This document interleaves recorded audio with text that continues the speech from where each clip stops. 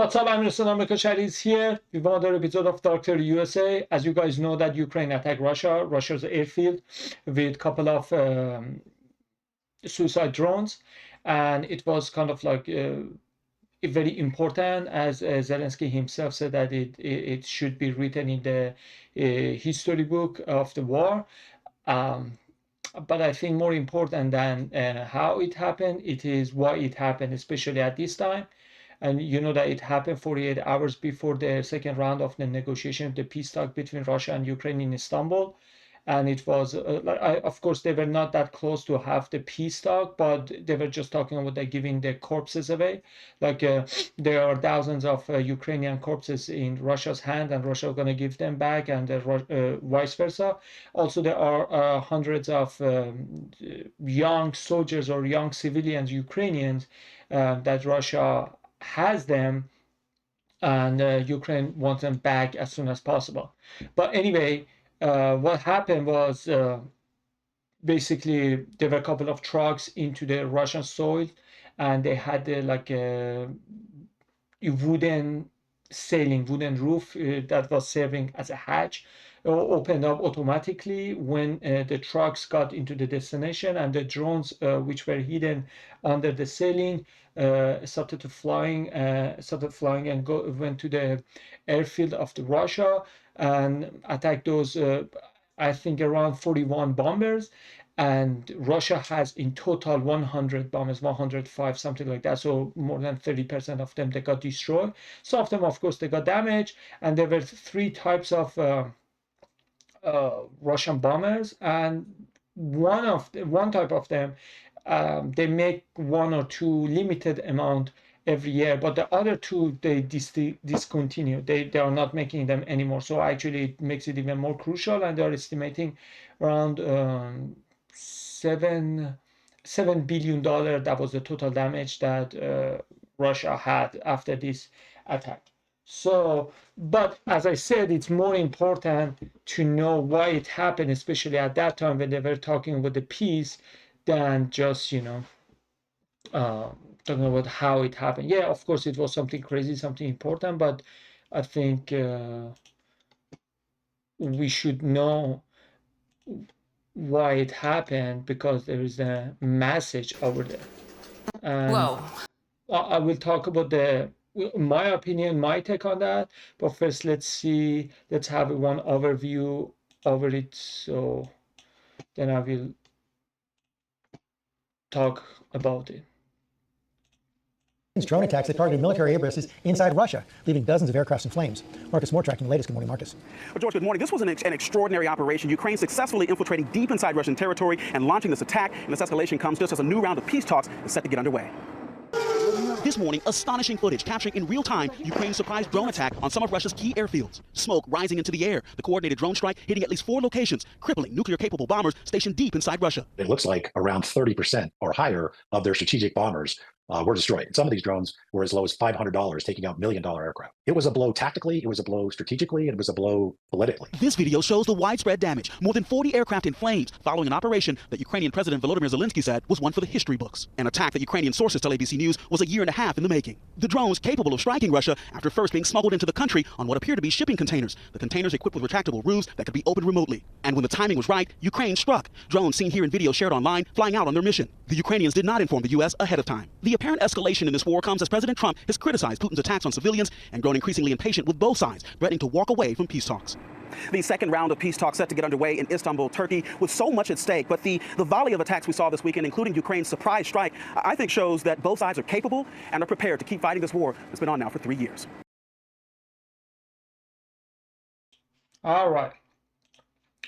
So as you saw, what happened exactly as I explained, but of course it said it a little more into detail. But again, I'm repeating myself for the third time. It's more important to know why it happened rather than how it happened. Yeah, it is crazy for those people who are studying war.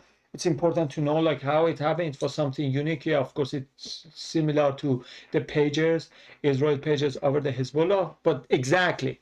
So when you see what happened between Hezbollah and Israel when the pager attack happened, you could see like the timing was very important. It happened while Netanyahu was in UN, if I'm not mistaken, New York, while he was talking.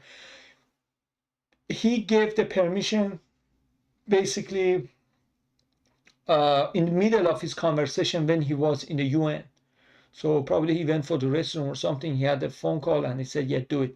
One of the reasons was, of course, nobody would be ready for the attack. Would say they won't attack. Probably they wouldn't assume that Israel would attack while the Netanyahu is already in the UN. But actually, that was a surprise. But more important than that, because on the ground, if I'm not mistaken, Israel had so many casualties, right? And they realized that they cannot keep going. They cannot advancing on the Lebanon's territory.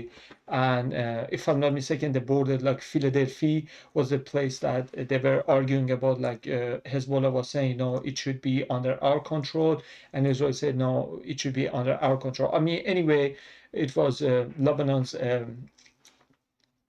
territory, but Israel was saying from this area they are launching attack against us, so we have to make sure it doesn't happen anymore. And it was very last days of attacking over there. Like Israel knew that on that front they cannot keep going. They stopped attacking the Gaza for sometimes, and they were focusing on North Lebanon, and they knew that that's the end. Like they know that they cannot keep doing what they were doing, and they had to move on. Other fronts that they were fighting. So it was kind of like in the end. So what was the last mission they did, that the most crucial one, neutralizing Hassan Nasrallah? But prior to that, in order to make sure like they cannot do anything, they did the pager. So the pagers was to make sure like Hezbollah cannot retaliate, because all of those top people, top generals or soldiers or whatever you're gonna call them in the Hezbollah, they had that pager and they got, either they got killed or they lost their eyesight or their hands, so they couldn't be in the war anymore. So they needed to do that prior to attack the Hezbollah. And actually, if you look at it, first day last week, they tried 2 weeks ago, if I'm not mistaken, the time that he's talking, like when Trump was criticizing Putin for why he keeps attacking. But actually, what happened was 24 or 48 hours before, that was kind of like a drone suicide again, mission or something. They wanted to kill Putin himself. Putin was like under the assassination attempt, and the response that Putin started to attack so heavily the Ukraine was respond to basically that assassination attempt toward the Putin. So basically 3 weeks ago, I guess 2 weeks ago, they tried to assassinate Putin. They failed, and Putin responded one of the heaviest attack to Ukraine so since the beginning of the war, February 2022. And then again last week, Ukraine started, like no, actually 2 days ago, Ukraine used that drone attack to basically destroy 40 aircraft bombers. And again, why aircraft bombers? It was just because they wanted to put loss on the Russia, like because Russia discontinued making some of them, so it would making them like the total damage, the financial cost would make it more expensive for them to continue war. But mostly they never used those bombers, and those bombers they had capability of carrying nuclear bomb as well. But we all know that Russia never wanted to nuke Ukraine. They wanted to take the territory, but never wanted to nuke Ukraine, because it would take to the different war. For sure, we would go to the world war and nuclear war.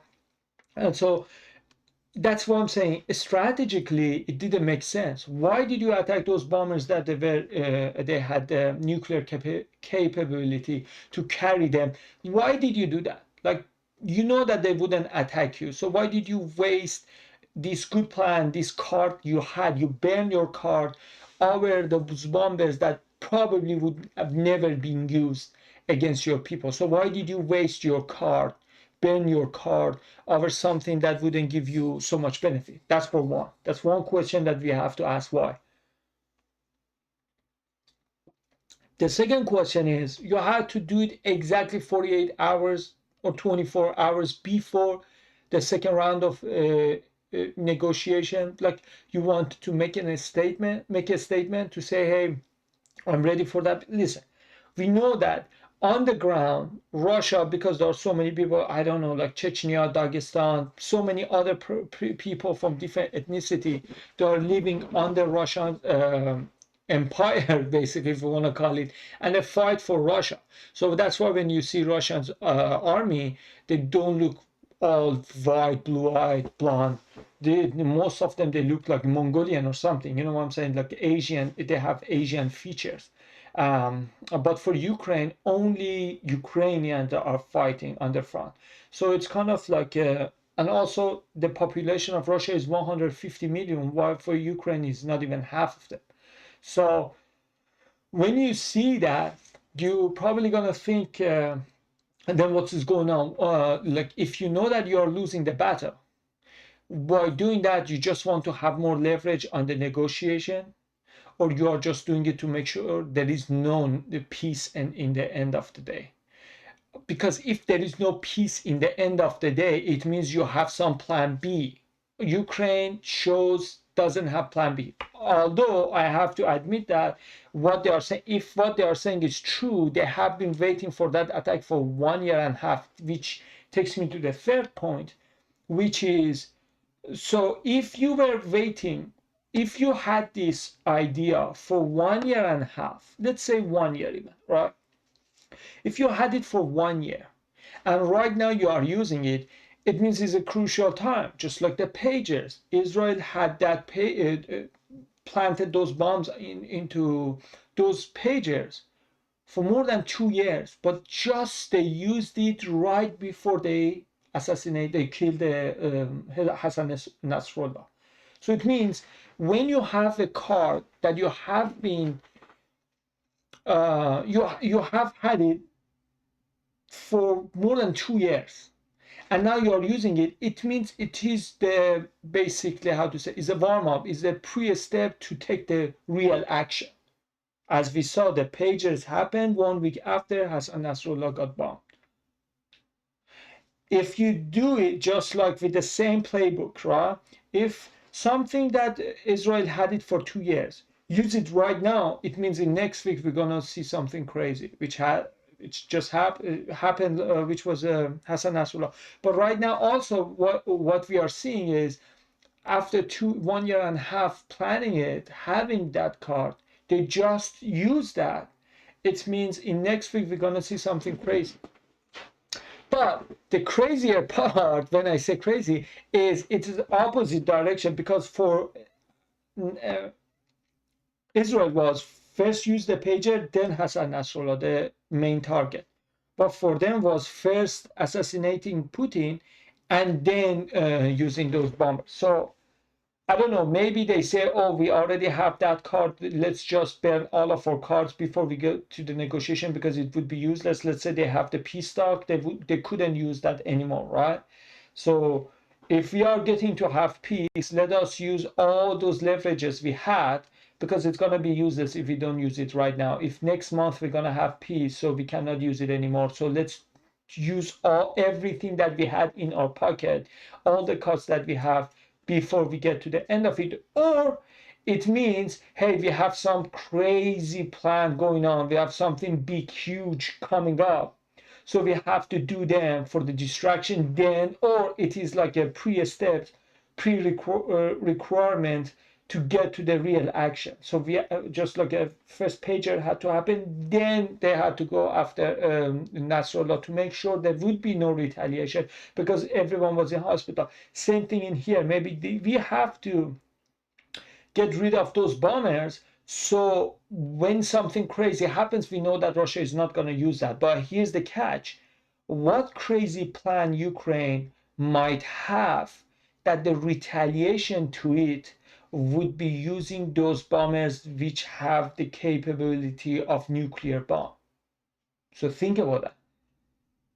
Like, you are dismantling, you are basically disarming them. Why? Because I'm going to do something that in response they would use those bombers. So I have to first get rid of those bombers. So when I make my action, there would be no bombers to use it against me for retaliation. it means what? It means something very big and nasty and crazy is about to happen. If we go with the same playbook as Israel did, if we did that to make sure after we take the main, we execute the main mission, there will be no consequence to our action.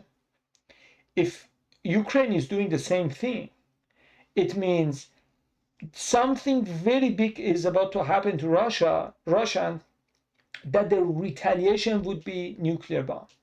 And they want to make sure those carriers are gone. Because that $7 billion loss would be nothing for Russia, especially right now. They are at war, right? So I think I'm hoping I'm wrong. I'm hoping something worse is not happening. But listen, if while they are talking for peace, they are attempting to assassinate Putin, and right after next week, they are trying to bomb all those aircrafts, bombers with nuclear capability, it means something they have on in their sleeves that they are about to show it. Because when you start to showing all of your cards, it means we are getting to the main mission. We are getting to the end of the game, and we are almost there. That's for one. Other thing is United States said we were not aware of that, of course, because if they were, they wouldn't allow Ukraine to do that, because they say, well, I mean, we are doing our best to bring you guys to have the peace talk together, and if I let you do that, I am sabotaging what I'm making by myself. So of course United States wouldn't allow that, but they would do that anyway. What I'm afraid of, if Israel sees that, say, oh, so we can do it as well without letting America know, and then Israel start attacking nuclear facilities inside Iran and say, oops, we just told you, like, just what Ukraine did it anyway without America's permission. And Israel said, but for Ukraine, I could understand, because right now Ukraine is more heavily dependent on Europe rather than America. America wants to stop because they said you have to pay 5% of your GDP for the NATO alliance for your defense budget. But for Israel, heavily is dependent on that. Like every time they want to pass something against Israel, only America is the only country that vetoed it. So the dependency of Israel on America is totally in different level compared to Ukraine. Of course, Ukraine owes us, but Ukraine at least can say, hey, I give you mineral deal. I give you $7 or $10 trillion mineral deal. So leave me alone. Let me do my thing. So it's not like completely we are just doing favor to them. Like at least they gave something back to us. They are giving mineral deals. So, and also they are not bothering us the way that at Biden times they were doing, like $270 billion something. But for Israel, it's a different story, because Israel is not giving us any mineral deal, is not giving us anything to make us make money, like, capitalists make money, and it's just putting us into the danger of another war, endless war in Middle East. So I hope that Israel doesn't learn from Ukraine that, oh, I can do it without letting America know, and know that their position is different than Ukraine. And in the end, I believe America didn't know that, and then when Trump said that 1 week ago, said, I don't know Putin anymore. I mean, it's not the Putin that I used to know. He has changed. He's crazy. He's just bombing. But of course, the time that Putin started to heavily bomb Ukraine was just right after they attempted to assassinate him. So I don't know what's gonna be the response to this one, but we have to see. The thing is, none of them, neither Ukraine accept any of the Russia's condition, nor vice versa, nor Russia accept any of Ukraine's conditions. So I don't know what's the point of the peace talk if there is no middle ground. There's nothing that they agree on, nothing, like zero. Like, you can say, oh, I have seven items on my list. You have seven. I mean, okay, I give up on this one that I want. If you give me that one, there would be negotiation. I want this, you want this. I give up on that. You give up on this, and eventually we come up with some common ground. But for Russia and Ukraine, everything the other one wants, for example, everything that Russia wants is a red line for Ukraine and vice versa. So I don't know how the negotiation, that's why that was the second round. And the only thing that they're going to talk about is just swapping their dead bodies. So I hope that peace happen, but I'm saying like, I hope these two assumptions that I have, one of them is like they want to do their main mission, and in order to do that, first they needed to make sure Russia wouldn't be able to attack with those bombers, and which is, it's going to be huge. And the second one is if Israel doesn't learn that and try to go with the same playbook. So that's my take for that. I would like to know your opinion as well. I hope to see you next time. As like always, as above, so below.